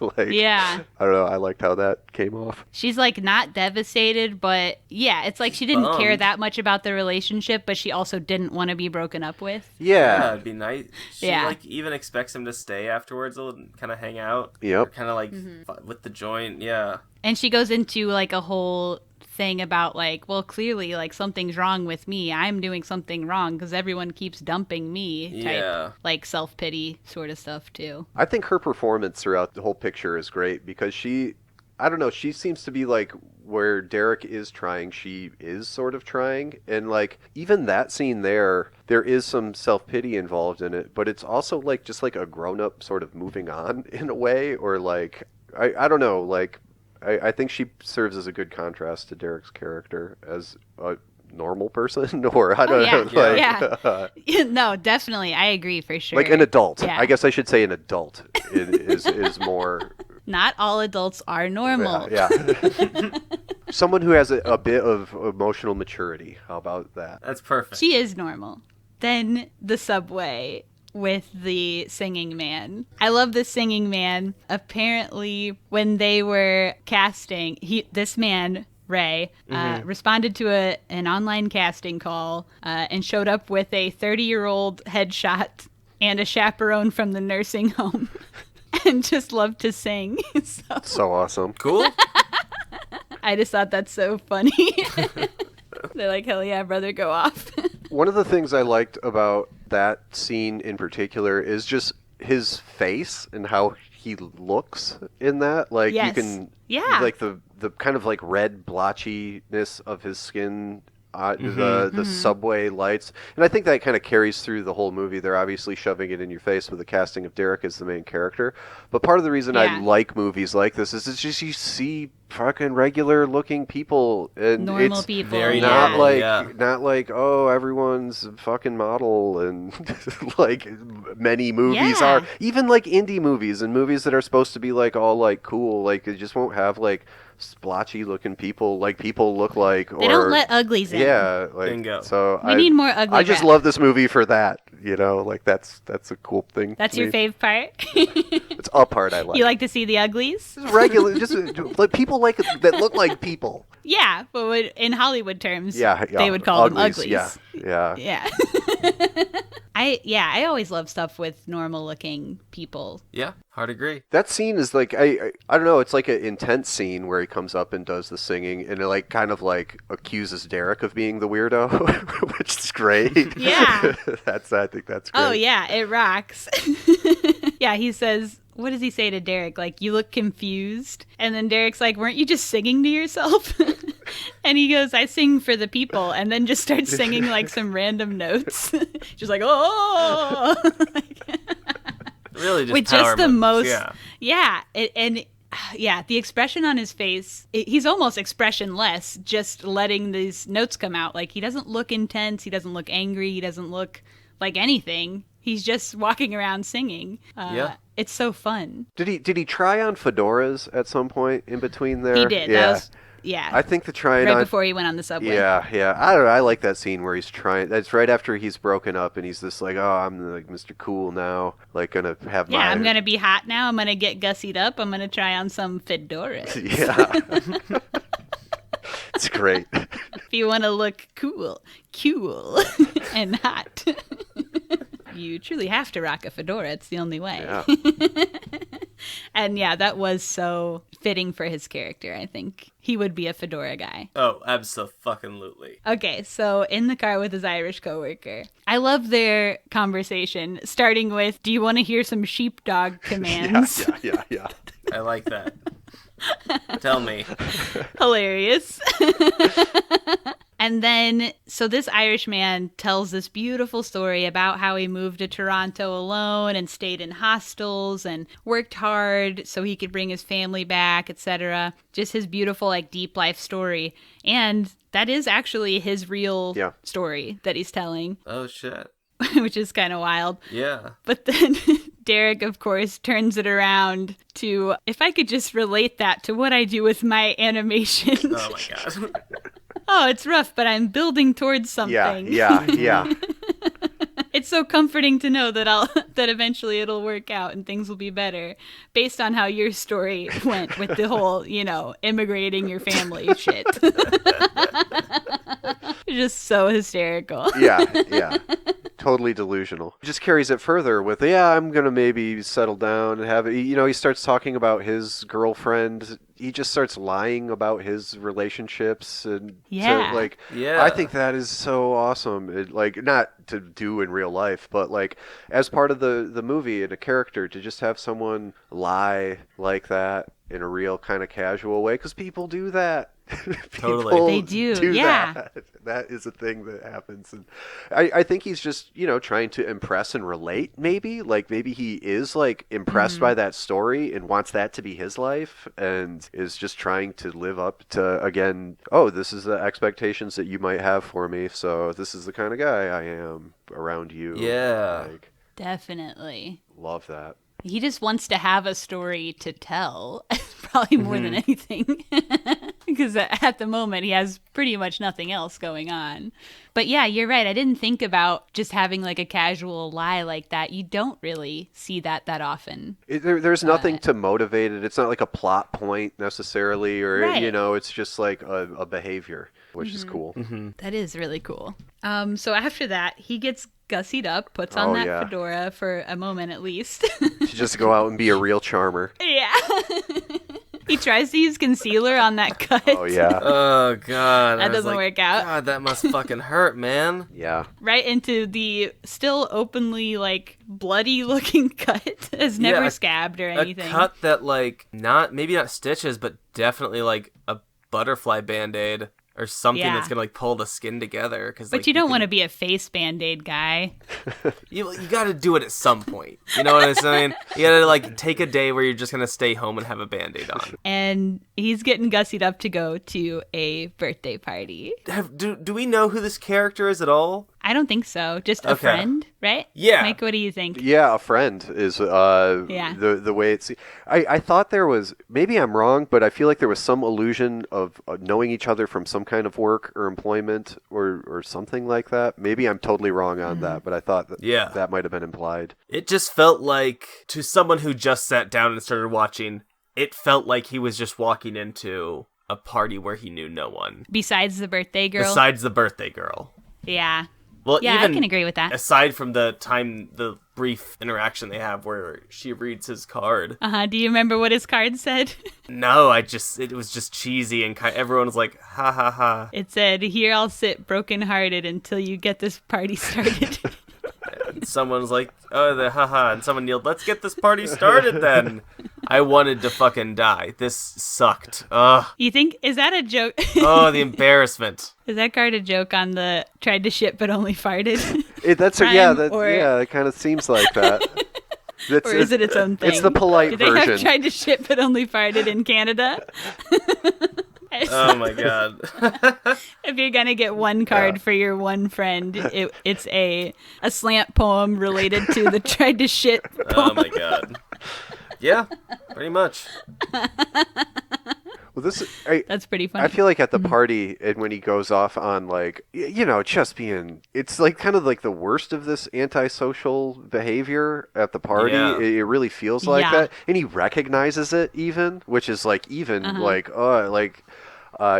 like, oh, I wouldn't throw myself a birthday party or, make a big deal out of it. And then he realizes he's talking shit about maybe the only person there who even maybe knows him or cares about him at all. And it's just such a bummer. And I don't know, there's bummer cats out there that just try and be a vibe bummer all the time, that does whatever. I think you said incel vibe.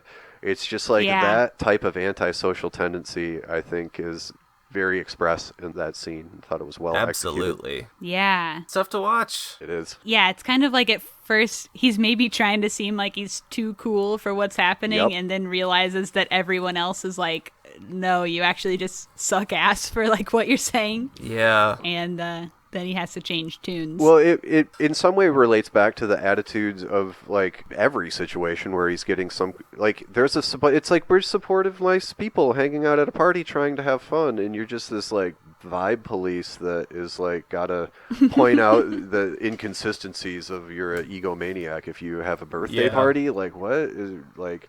Why are you bringing that vibe here? And I don't know. I thought it was cool that he even like recognized it. That made it like more awkward to hear him just drop it. Let's just drop it. I'm wrong. I don't know. Poor little fella's never gonna have a friend. Got invited to a damn birthday party, so he's doing fine. And he stays the night there too, right? Doesn't he wake up on her couch? I did not perceive that as her couch. I thought that might have been. Oh, was it his parents' couch? You might be right, but I didn't perceive it as that. It could be. I thought it was his parents' house. Okay, so you're saying I'm wrong. No, I don't. Okay. I'm saying I don't remember. I'm saying I don't remember, but I did. I'm saying exactly what I said. I didn't perceive it as that. Okay, fancy words to say that I'm wrong. Well, I'm saying it in a way that if I'm wrong, I'm not wrong. Okay, I get you. So either way, once he wakes up and either is already at home or goes home, there's a raccoon in the trap. He's caught the man. Yep. Got it. And director Kaz caught the raccoon himself, actually. Yep. Was very proud of that one. And the whole movie, he's kind of rude to animals, right? Like at the beginning, the first time the trash is fucked up, he kind of like whips his dog a little bit. Yeah. And another then unlikable thing. When he first gets the cage, he tests it out on the dog. He makes the dog go inside it. Another unlikable thing. And then once he finally has this raccoon caught in there, he's like taunting the dogs with the raccoon, and they are upset. They're shaking, they're barking, like he's rude. He has something he can have control over. Totally. Yeah. Until he doesn't. Yeah, he's fucking inept. Again.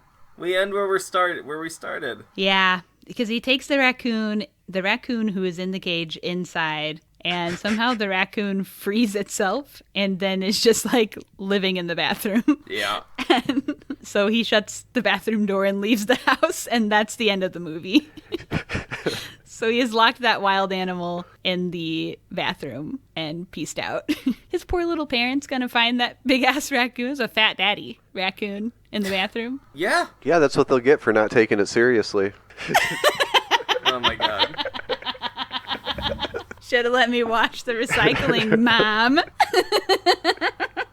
So roll creds. That's the end of the film. That's it. Did we have any more thoughts? Anything we missed? I would just comment on the ending. It's like the ending, I think when you're watching it, and if you're watching it for the first time and trying to like get into it, it's like, what the hell? Just this is over? Is like really, I think it gives you that feeling. But I don't know. I think the ending is interesting. You can make the whole, there's this creature that's captured and Derek can like have control over it, but like I don't know, I feel like sometimes the raccoon is, I don't know, it gets trapped in the bathroom and he traps it in there and he just like walks away from the problem. I feel like that is just a greater metaphor of Derek not acknowledging or like not being able to kind of like face up or grow up to anything. Like he can get himself into situations and then effortlessly abandon them. It like probably looked similar to his process with the animation, right? He probably set it all up, got into it, it got done, and then was like hard and now I'm just going to brood about it and not progress any further. At first I was just like, what? And I don't know, I thought it was funny and I loved being surprised by the ending, but I think there was more to it than that. Yeah, you're totally right. Yeah. So that's Tower. That's it. All right, we've rolled creds, we've said our bits. Now we have to rate this out of 5. So what do we think? For me, it just gets a 3 right there in the middle because it's tough. I appreciated it on some level, but on other levels I was frustrated. It's good, it's well done, and I appreciate hearing all of the background on it. It really does help make it a more complete experience to me, and it makes me interested in actually maybe watching it again sometime. I don't know, but yeah, just 3. Okay, Mike? It's an easy one to rewatch. Yeah, that's so short. It's short, yeah. I just want to shout out the homies, so I'd be like 5 stars. I think in all Hey, I could just leave it at I that. feel it. In all we reality, need an unbiased take. fair. Unbiased take. I'm gonna go. I'd give it 4 stars. I would give like 5 to some, like the Holy Mountain or something like that. But Yeah. 4. I think it's great. I think it's great executed film. I think I love all of the way that it was the production and the ethic that went into the creation of it. I think is fascinating. The methods and techniques to make it are wonderful. I think it's shot really well, and just like conceptually, I think it's great. And I think it just is I don't know, I take it as a film that sort of like points a finger at some kind of like apathy or entitlement, or a person who would have I don't know, like this apathetic and entitled attitude. I like that it displays that in a certain way that isn't just like sneering, and I don't know. I think it's just like a wonderfully complex film. So 4 stars.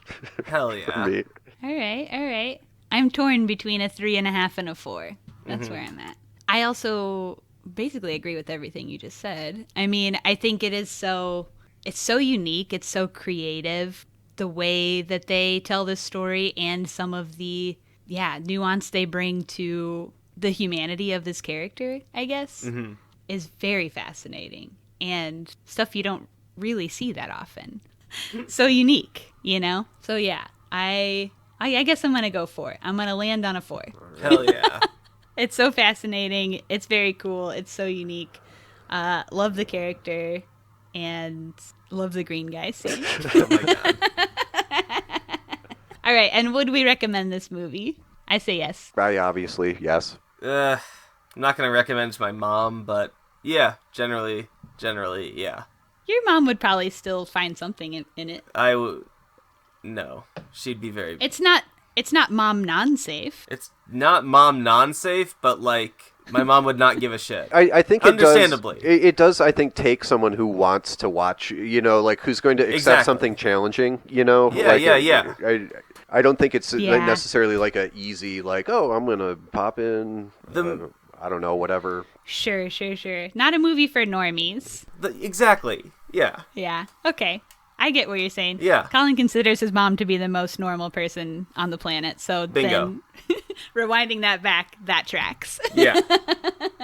Yeah, for people who want to have an experience of alt cinema, I guess. Yeah, sure. Check it out for sure. Yeah. Yeah, they just Kaz just has a new movie that is playing across Toronto. I haven't seen it yet, but it's called right now. And at 13,000 feet. They just got their Canadian distribution. I don't know can you watch it in America? I checked yesterday and you couldn't yet, but it is streaming at TIFF online, I think. But I think eventually is coming to. Yeah. I don't know. But yeah, brand new. Looks like it's about skydiving. Yeah, skydiving. Wild. Yeah, anyway, new films. Check it out.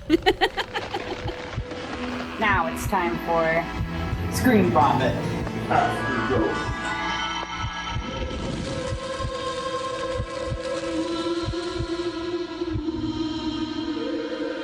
So in this part of the show, we talk about whatever else we've been watching, movies, shows, whatever. So, Collie, what you got? Kept working through Miyazaki's stuff. Okay. We watched Kiki's Delivery Service. Yeah, Kiki's Delivery Service, which fucking rocks. Amazing. 5 stars. Amazing movie. I fucking love it. Then, Spiderman 2. We talking Tobey Maguire? Tobey Maguire. Okay. Wait, this is the Upside Down Kiss movie, right? No, that's Spider-Man 1. Oh, it's with in Tobey 1. I Maguire. thought it was in 2 for some reason. No, Spider-Man 2 has Dr. Octopus, and it's just fucking nuts. I watched freaking Billy Madison. Oh, man. Collie. It rocks. It's so good.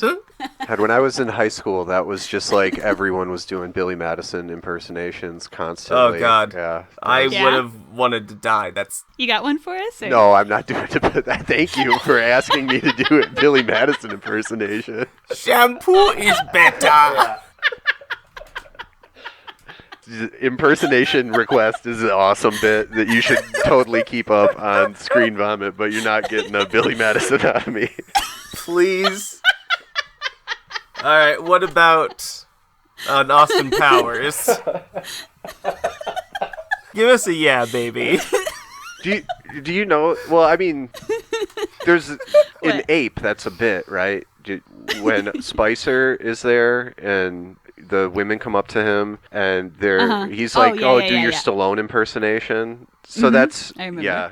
That is a Sob Noisse bit that is in that movie, but based on the real life situation of like finding you have a friend at a party and you go up to them and you have maybe a couple other friends in cahoot and you are like, hey, do your Stallone impersonation. That'll be awesome. And it's for someone who doesn't do a Stallone impersonation. And if they likely did, it would be real stupid. And then everyone's like, yeah, dude, do it with the muscles or whatever. And then it inevitably results with the person either not doing the Stallone impersonation and everyone's disappointed, or them doing a disappointing Stallone impersonation. So... I think bad impersonations are so they funny, rock. though. I always have Collie do They rule. accents and stuff. See if someone will It's always terrible. Yeah, baby. see if someone will do a full-on like Tarzan yell. That would be an all-out impersonation to get someone to boy. do like the Yeah, that's They like probably- piss off their neighbors for the pod. Yeah, I love making people do dumb shit. Yeah, that rules. We've been on accents. Accents are fun because nobody can do them. Yeah, We- especially on the spot. Anyway, it's fun. It's very fun. Oh my god. Where were On my third. you? Watched Billy Madison. Madison. It's definitely watch Billy Madison. It's so good. This is after. I can't believe you're recommending that. Nobody will ever take our recommendation. No, you know what I recommended in a previous episode? It was fucking Little Nicky. Little Nicky. Oh, Little Nicky's hilarious, and Little Nicky is Very good. Y'all are unhinged. Peak Sandler is Peak Sandler for a reason. I watched Perfect Blue, What's that? 1990s anime directed by Satoshi Kon. Big anime head lately. Yeah, this has been on my watch list for a while. It's a real fucked up movie. You have no idea what's going on for a good chunk of it, and it rules ass. And I watched fucking The Kid Detective, new movie 2020 with Adam Brody, who, between you, me, and the trees, I'm sick of seeing. It was fine. What was it like? It was fine. The tagline to Kid Detective: no longer a kid, not much of a detective. Okay, so why did you call your movie Kid Detective? You know what? It actually, it's all right. It really is. It's all right. Goes for like a real fucking ride. I would recommend watching it if you've got 99 minutes. Okay, Collie, was that all? Yeah, that's it. Okay, Mike, what you been watching? the movies I've watched lately. Do you watch a lot of movies? I have been watching a little bit more because we're doing the film club at WimCat where I work, and I'm watching movies with high school students there. So Yeah. we just recently watched I'm Not Your Negro. Oh, hell yeah. Then we watched If Bill Street Could Talk. We watched Paris So good. is Burning. We watched Moonlight. damn. So they're kind of, you know, How often does this club it's meet? once a week, and they're like they want to watch like art movies and movies like Yeah. that are relevant to Black History Month, and so they're all like, You gonna make them watch Tower? I told God. them about this. We use Canopy to watch movies because it's free and Yeah, accessible. yeah. So that's like part of Film Club has got to be accessible. So Tower isn't on Canopy, so we can't watch that right now. But I have told the students who have the ability to watch it online about it. And then last night I watched Paterson, the Jarmusch one with Darth. Adam Driver. Yeah, I was going to say Darth Maul, but that's not who he plays. I see what you're Kylo going Ren. for Kylo now. Ren is the guy. Yeah, What's it called? Patterson? Patterson. Yeah, Did you like Patterson? it's kind of growing on me. After I watched it, my initial reaction was like, and then I did a little research, and it kind of started to grow on me a little bit. In the Nice. research? I feel like I understood it a little bit better and what it was trying to do, and okay. that made me like it a little bit more, or maybe feel smart, or I don't know. Hell yeah. No, I feel that as someone who Googles everything Yeah. I watch, basically. But other than I feel that. I watched like all of King of the Hill recently. Oh, hell yeah. Yeah. And Twin Peaks has been just like when I'm cooking, I've had that on too. So just Okay, kind of interesting. comfort cinema or Yeah. TV stuff. Yeah. Shit you've been watching for 30 Yeah. years. Well, I hadn't with King of the Hill was like I was aware of it and watched it when I was like in high school or when it was first on, but then did not and hadn't thought about it till just a month ago, and then I watched it all, and it was very interesting. Nice. Okay. Anything else? Yeah, that would be it. We're watching the Florida Project for the next film club. Hell Oh, yeah. nice. movie. So Great I'll film. be watching that Yeah. Wednesday morning. Sick. Wait, have you not seen it I have before? not seen it. No. Oh. So Okay. Yeah. It's a good movie. All right. Tight. My turn. Yeah. So I watched through a couple other Kazik Radwanski films. I watched How Heavy This Hammer, which is another feature that came after this. You know, more or less same deal. It follows a man around, a much more angry man with different issues, but still shot in the same style, kind of his signature style. Interesting film. Yeah, just as interesting as this was, I think. Recommend. I also watched a short that he did called Cutaway that was all hands. It was all close-ups of hands. So I thought that was pretty fascinating as well. I'm sorry to interrupt, but in your research, did you found any of the stuff that has kind of like motivated Kaz in these movies? Like Tower is loosely, like the concept is based off of him. He is Derek, essentially, in his mind. Like that is, Oh, wow. and How Heavy This Hammer was him taking that look to his father. So that adds maybe a little level of intensity to some of these movies and what they mean to the director. So Sure, yeah. I mean, I only heard him say that the movies were very autobiographical to him, but I didn't hear him elaborate on that very much. You know, with Tower, it's hard because of the year it came out and because he has such a current project coming out at the same time right now, that trying to do research on anything that wasn't like a huge hit before like the year 2013 is complicated. Like it's really like there wasn't as many podcasts, there wasn't as much like access to information. Like, you know, even though like, yeah, the internet existed or whatever, there wasn't as much as there is now. So like trying to find a lot of information on stuff that came out that long ago, especially the more indie stuff, is complicated. Tower's pretty like not a huge big deal deep. movie. Yeah. Yeah. It's a very deep cut. But that, I mean, it's not exclusive. That's not my exclusive experience to Tower. Like I've certainly had that experience with other movies that I've tried to research from that time. And then also, yeah, with him having a movie that is currently coming out right now, there's a ton of press for that. And I also want to see that movie, so I don't want to read a bunch about that movie. So, like, a lot of times if I am looking into whatever, a director, whatever movie they did, I'll just listen to everything they've ever done, and I don't really care what it's like in reference to, because you never know what kind of fact they're going to drop. Sure. Or bring in from which movie and something else. But I want to watch this new movie, and I don't want to know too much about it going in. So anyway, I didn't want to read a bunch of his new press. That's a long way to say that. There's my process, okay? Yeah. Anyway, I watched a couple of his shorts, and I watched How Heavy This Hammer. Cutaway was good. How Heavy This Hammer was good. Okay, what else did I watch? I watched the movie Boys. I think it's from like 1996 with Winona Ryder and Skeet Ulrich. Oh, boy. Okay. This movie was fucked up. Hell yeah. Winona Ryder plays a 25-year-old who starts dating a high school pervert. Good. And it's never addressed like how weird and gross like any of the stuff between them is. They do have sex in the movie. Good. It's all very weird and gross. Suffice to say, I went into this movie thinking Winona Ryder, Skeet Ulrich, hell yeah. And came out being like, gross, how did this get made? I don't know. Yeah. All right, I got two more. I watched a Christopher Borgley film, DRIB. I think it's its only feature. I've mentioned his shorts on pod before because I watched a whole bunch of his shorts. He has a lot of good shorts. Yeah. But he did this feature called DRIB that is so cool. The story of it is crazy. It's like a story about his friend who like almost got hired by an advertising company for a energy drink, but it was all kind of part of an elaborate ruse. And the movie is like a reenactment of his story. So it's all dramatized, but it's intercut with interviews with this guy.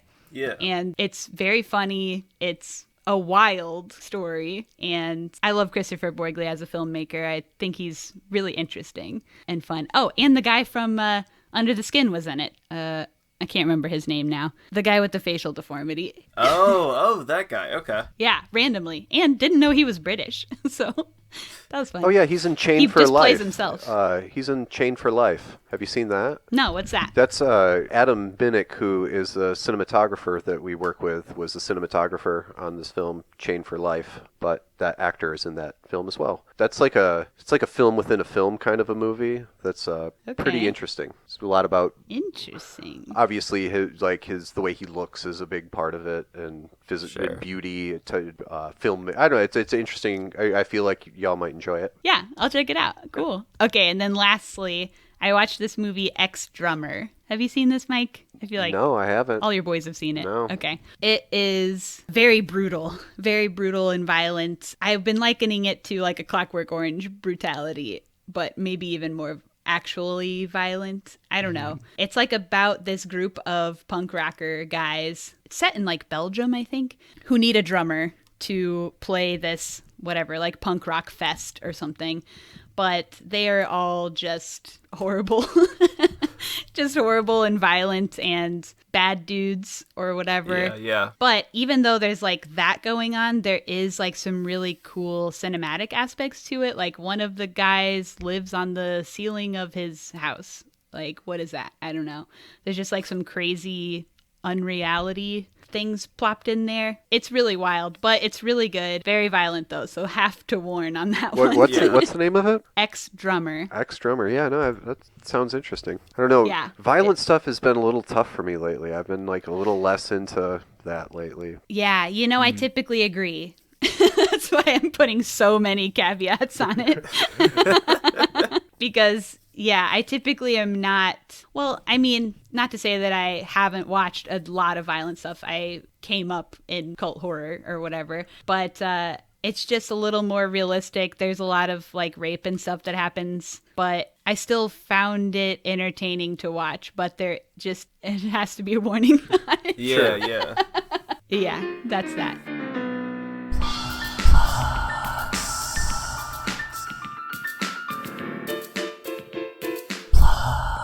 Mike, what do you have to plug? Anything? Oh boy, I got nothing to plug right now. I'm Do you want to plug your DJ shows?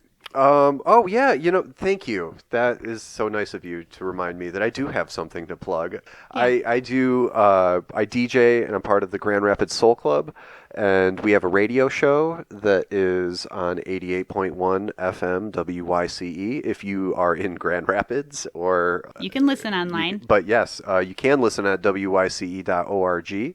That is Sundays at 8 p.m. Eastern Standard Time. And the show is great records, typically falling in the funk and soul, jazz, blues, disco. But we go all over the place. We will play stuff all over the world. Yeah, sometimes psych music, sometimes punk music. But yeah, that's a big thing that I'd like to do. This DJ crew, Grand Rapids Soul Club. When it wasn't COVID, we would throw a monthly party and bring guests in, and it was all great fun. And we have a radio show, and it's 8 p.m. on Sunday. Hell yeah. Hell yeah. Also, you got to plug for Sob Noisse again. Watch all their movies. We've said it on their last couple episodes. I feel like we're covered on that. I mean, yeah, watch all the Sob Noisse stuff. The Sob Noisse stuff is great. Yeah, you can go and Oscilloscope. They're out of the VHS, I think, but you can still get DVDs of Buzzard. Blu-rays. Yeah, Blu-rays if you're into that. But yeah, Sob Noisse stuff is great. Check that out. I've convinced at least one person to watch your movies. Well, thank you. It means a lot. That's really nice. I mean, the movies that we make are really small, but they're from the heart, so it is nice that people care about them. Don't sell yourself short. I'm not in any way selling yourself short, because I think our movies are so awesome, but they're small, right? They're not like big, huge things, and they're not supposed to be, and that's awesome too. So hell yeah, we love. Yeah, obviously. Okay, yeah. So our plugs. I have an extra plug this week too, actually. Oh yeah. I recently guested on another podcast called Coolness Chronicles, talking about a movie called Why Don't You Play in Hell, which is a perfect movie. That sounds so awesome. That title is so awesome. Boy, you got to watch this movie, I'm telling you. All right. You would love it. Yeah, that sounds great. I think you would love it. It's about a like renegade film crew of young people who get entangled with a Yakuza clan war in Japan. Amazing. Cool. And I won't spoil anymore, but it's perfect. It's everything. It's very cool. Why don't you play in hell? I don't know. Well, I plugged that. The plug was supposed to be about Coolness Chronicles. I'm guesting on that podcast. Oh, gosh. Okay. So, yeah, check out Coolness Chronicles. And secondly, I mentioned the short films. I mentioned this on last episode, too. But I've been doing a short film challenge to watch a short film every day. I think more people should watch short films. And therefore, I've created a Google Doc with links to good short films. So if you want to partake in that, it's in our link tree, which I'll put in the show notes. And you can also follow us on Instagram and everywhere else at ScreenVomit, one word on all the things. And I am posting the shorts that I watch every day on the Instagram stories. You know, like and subscribe. Subscribe on your podcast app if you haven't already. We're on all the apps. Leave us a rating and review. You can send us an email at screenvomitpod@gmail.com or tweet us with your thoughts on this movie or other movies. Let us know if you check out the movie, or you can suggest a movie for the future. If you want to hear me talk about labor and work and stuff like that, I got a podcast called How to Fire Your Boss. We just posted an episode recently where we interviewed a friend of mine who was fired from the bail project during a unionizing drive. Very interesting stuff if you care about that. Hell yeah. That sounds awesome. Hell yeah. And we have to thank Mike for joining us. Yeah, thank you so much for coming on, Mike. This was a fucking delight. This is amazing. Well, thank you so much for having me on. It's cool to come on and talk about movies with people who care about art. I love it. That's awesome. Hell yeah. So are we best friends or arch enemies? I'd be closer to best friends. I don't see any enemy status. So best friends, sure. Why don't we go with that? Yeah. Hell yeah. Mystery solved. 2 Aries and we're going to be friends. That's who, yeah. No, that is right. That is right. Best friends. Total best friends. Yeah. Hell yeah. All right. Thanks. And we'll see everyone next time. Bye. Bye. Say bye, Mike. Bye. Oh, bye.